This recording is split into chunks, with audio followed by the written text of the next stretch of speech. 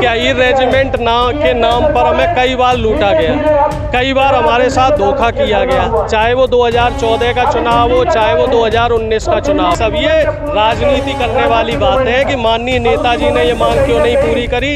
नेताजी ने पूरा जोर लगाया था, लेकिन नेताजी की भी उस समय मजबूरी थी। अब राव इंद्रजीत से सवाल क्यों नहीं कर रहे हैं? वो तो 5 साल रक्षा मंत्री रहे, उन्होंने रही रेजिमेंट की मांग क्यों नहीं करी? अगर भारतीय जनता पार्टी की बात करें तो 2014 में भी इन्होंने अहिरवाल बेल्ट में आश्वासन दिया था कि अहिर रेजिमेंट बनेगा। 2019 में भी ये अहिर रेजिमेंट के नाम पे यहाँ वोट ले गए, लेकिन दोनों बार इन्होंने जनता के साथ धोखा किया, जनता को छला है।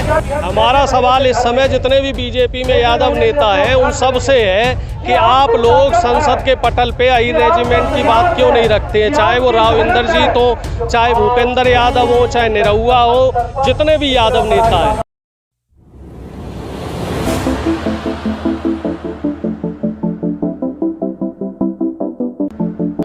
नमस्कार दोस्तों, मैं सुमित यादव और जंतर मंतर पे मौजूद हूँ। अहिर रेजिमेंट हक हमारा, अहिर रेजिमेंट के लिए मांग यहाँ पर चल रही है।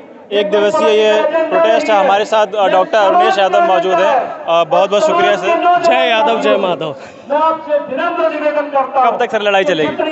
लड़ाई तो आपको मालूम है, आप लोग बराबर कवर कर रहे हैं। जब तक हमें हमारे सीने पे अहिर रेजिमेंट का तमगा नहीं मिल जाएगा तब तक हमारा ये संघर्ष चलता रहेगा। हालांकि हमें मालूम है कि अहिर रेजिमेंट के नाम पर हमें कई बार लूटा गया, कई बार हमारे साथ धोखा किया गया, चाहे वो 2014 का चुनाव हो, चाहे वो 2019 का चुनाव हो। हर बार जो सरकारें आई, खासतौर से हम अगर भारतीय जनता पार्टी की बात करें तो 2014 में भी इन्होंने अहिरवाल बेल्ट में आश्वासन दिया था कि अहिर रेजिमेंट बनेगा। 2019 में भी ये अहिर रेजिमेंट के नाम पे यहाँ वोट ले गए, लेकिन दोनों बार इन्होंने जनता के साथ धोखा किया, जनता को छला है। तो इस बार हम इनको चुनाव से पहले ही घेर रहे हैं और 2024 का जो चुनाव होने वाला है उससे पहले हमें रेजिमेंट चाहिए ही चाहिए, उससे कम में हम लोग मानेंगे नहीं। इनको बीजेपी सरकार की आप बात करें तो यादव घेर रहे हैं या फिर जो विपक्षी दल है वो घेर रहे हैं? सभी घेर रहे हैं, यादवों के साथ साथ तमाम जातियां घेर रही है, विपक्षी दल भी घेर रहे हैं कि साहब जब आपने 2 बार अहिरों से अहिर रेजिमेंट के नाम पे वोट ले लिया तो अहिर रेजिमेंट का निर्माण क्यों नहीं कर रहे हो?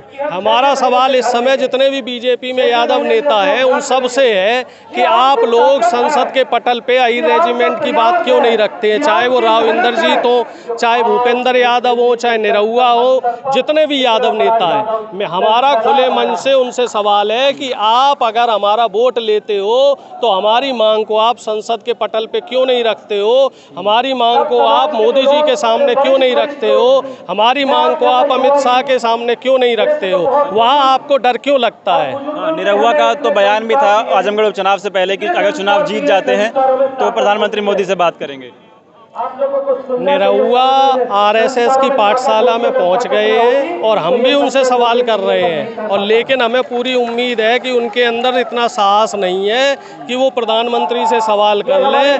अभी हम एक दिन कार्यक्रम बनाएंगे और उनका जो सांसद आवास है उनका घेराव भी करने जाएंगे और आप सब लोगों को हम साथ लेके चलेंगे और उनसे सवाल करेंगे कि जब आप हमसे वोट मांगने आए थे तब आपने अहिर रेजिमेंट का हमसे जो है दिलासा दिया था, हमें आश्वासन दिया था, लेकिन अब जब आप संसद में पहुंच गए हैं और ये जो पहला सत्र था संसद का, इसमें आपने अहिर रेजिमेंट की कोई मांग नहीं रखी, और अब जो दूसरा सत्र चल रहा है इसमें भी आप अहिर रेजिमेंट के नाम पे चुप्पी साधे हुए हैं। आपका जमीर कहाँ मर गया है? अभी मन से एक बात कही गई कि उत्तर प्रदेश के पूर्व मुख्यमंत्री अखिलेश यादव ने इसका समर्थन किया है कि अहिर रेजिमेंट बननी चाहिए, लेकिन सवाल ये है कि उन्हीं के पिताजी नेताजी मुलायम सिंह यादव रक्षा मंत्री रहे केंद्र में, लेकिन फिर उस समय ये बात क्यों नहीं आई? देखो साहब, उस समय और भी कई चीज़ें थी। राज्यसभा में तीसरे मोर्चा को पूरा समर्थन नहीं था और लोकसभा में भी गठबंधन की सरकार थी, ठीक है। जब क्लियर मेजॉरिटी में कोई सरकार होती है, जब उनका लोकसभा में 2/3 बहुमत होता है, राज्यसभा में 2/3 बहुमत होता है, तभी इस तरह की मांगें पूरी हो सकती है। बाकी सब ये राजनीति करने वाली बात है कि माननीय नेताजी ने ये मांग क्यों नहीं पूरी करी।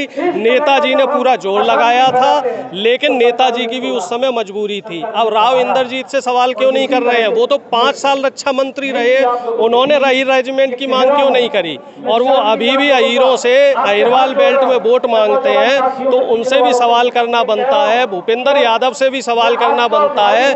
भूपेंद्र यादव इस समय बीजेपी की तरफ से यादवों के मसीहा बने हुए हैं और एक नई नवेली पार्लियामेंट्री बोर्ड में आई है मैडम, तो उनसे भी सवाल करना चाहिए, वो भी अहीरवाल बेल्ट से आई हैं, कि आप लोग जब हमारे नाम को यूज करके बीजेपी में बड़े बड़े मलाई वाले पद लेते हैं तो आप लोगों के मुंह में दही क्यों जम जाता है जब समाज की बात आती है, जब रेजिमेंट की बात आती है, जब हमारे हक हकूक की बात आती है। लेकिन सवाल तो फिर यहाँ भी है ना कि जब रक्षा मंत्री रहते हुए नेताजी कुछ नहीं कर पाए पूरी कोशिश करने के बावजूद, तो यहाँ से फिर क्या होगा जंतर मंतर से? देखिए साहब, होता आंदोलनों से ही है।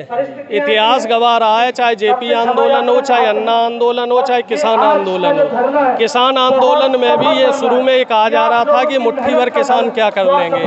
आप लोगों ने तो कवर किया है, बाद में मोदी जी को माफ़ी मांगनी पड़ी।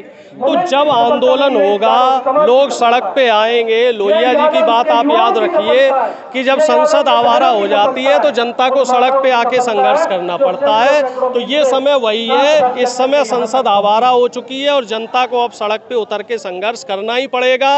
और इतिहास गवाह रहा है कि जब जब बड़े संघर्ष हुए हैं, बड़े बड़े आंदोलन हुए हैं, तो शासन में, सत्ता में, व्यवस्था में परिवर्तन हुआ है। आखिरी सवाल कि बहुत सारे लोग जानना चाहते हैं कि अहीर रेजिमेंट की मांग क्यों, क्या फ़ायदे हैं? अगर यादव भी इस आंदोलन के साथ जुड़ता है तो उसका क्या फ़ायदा है? रेजिमेंट में अहीर रेजिमेंट का होने का क्या फ़ायदा, रेजिमेंट के क्या फ़ायदे? देखिए, सबसे पहले तो आपकी पहचान बनेगी कि आप किससे हैं साहब, अहीर रेजिमेंट से हैं। दूसरा, उस रेजिमेंट में 50,000 पद होंगे जिसमें से 25,000 पद यादवों के लिए सुरक्षित होंगे।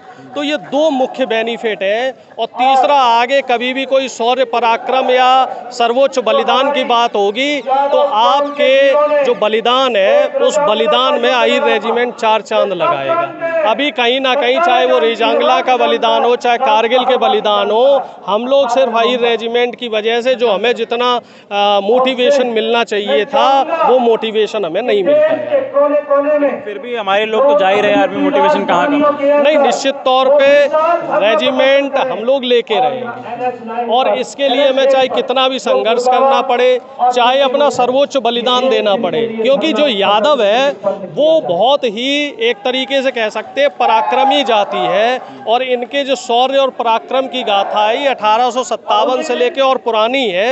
ये लोग कभी भी पराक्रम में, शौर्य में कभी भी पीछे नहीं रहे और हमें पूरा भरोसा है हमारे यदुवंशी भाइयों पे कि इस बार हम लोग अपनी इस मांग को पूरा करा के ही मानेंगे। अच्छा, कुछ यहाँ पे राजनीतिक दलों का भी समर्थन है क्या? क्योंकि हमने देखा कांग्रेस को ओबीसी मोर्चा के कैप्टन अजय सिंह यादव भी यहाँ मौजूद हैं, अखिलेश यादव की इन्होंने बात करी। अखिलेश यादव जी है, तेजस्वी यादव जी पहले से ही समर्थन दे चुके हैं। तृणमूल, वो आम आदमी पार्टी से नरेंद्र तंवर जी है। तो तमाम पार्टी के लोग यहाँ आए हुए और सभी का स्वागत है, सभी का सम्मान है। हम तो ये चाह रहे हैं कि हमें ज़्यादा से ज़्यादा समर्थन मिले जिससे कि हमारी मांग और मजबूत हो। कांग्रेस के राज्यसभा सांसद माननीय दीपेंद्र हुड्डा जी ने भी संसद के पटल पे मांग रखी थी। प्रोफेसर रामगोपाल यादव जी जो सपा से सांसद है राज्यसभा के, उन्होंने भी, माननीय रामगोपाल जी ने भी मांग रखी है। और आरजेडी के जो सांसद हैं मनोज झा जी, प्रोफेसर साहब, उन्होंने भी अहीर रेजिमेंट की मांग रखी है। तो ऐसा नहीं है कि सिर्फ अहीर बिरादरी अहीर रेजिमेंट की मांग रख रहा है, इसमें हमें हर जाति, हर बिरादरी का समर्थन मिल रहा है। ठीक है, बहुत शुक्रिया। तो ये थे हमारे साथ प्रोफेसर अरुणेश यादव जी, जंतर मंतर में मौजूद हैं। और पीछे आप देख रहे हैं रेजिमेंट की बात चल रही है। योगेंद्र यादव के नेतृत्व में आज यहाँ पे आंदोलन किया गया। फिलहाल ये वीडियो में खत्म कर रहा हूँ, आप लोगों से मुलाकात होगी दूसरी वीडियो में किसी और जगह से कुछ और लोगों के साथ। जुड़े रहे हमारे साथ, देखते रहे, सुनाते, तब तक नमस्कार, खुश रहें, स्वस्थ रहें।